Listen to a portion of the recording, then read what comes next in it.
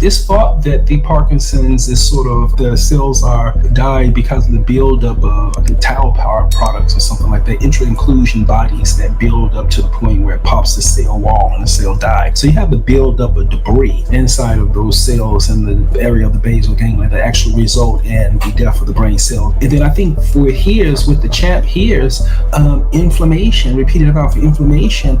Now, when those brain cells die, they don't come back, and so I wonder if the area is insecure. Meaning, I think the blood-bearing barrier in the areas where you have damage may be.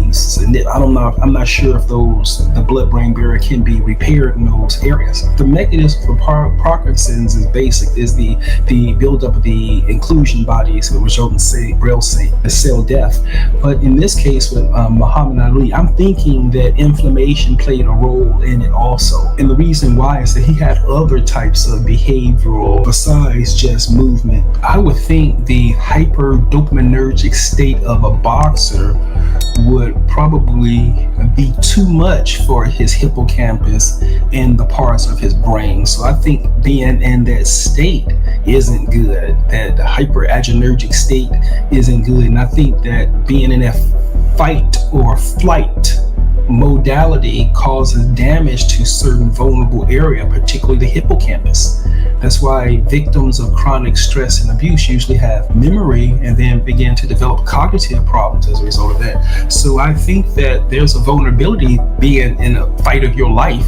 And then, they're in situations where they get knocked unconscious. I mean, who goes to work and get knocked unconscious and then get up and then just shake it off? That whole fight or flight state is just not good. Here, let's go ahead and look at the receptors on the basal ganglia.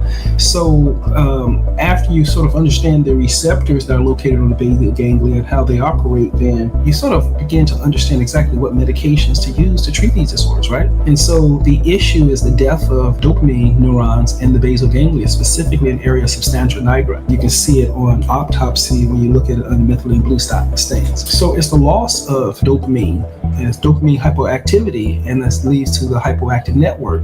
So we need to do everything we can to increase dopamine, right? The enzyme that degrades dopamine, we need to turn that enzyme off. The enzyme that takes the dopamine and from the presynaptic cell, that re-upstate the dopamine from the synaptic cleft into the presynaptic cell, we need to turn that pump off.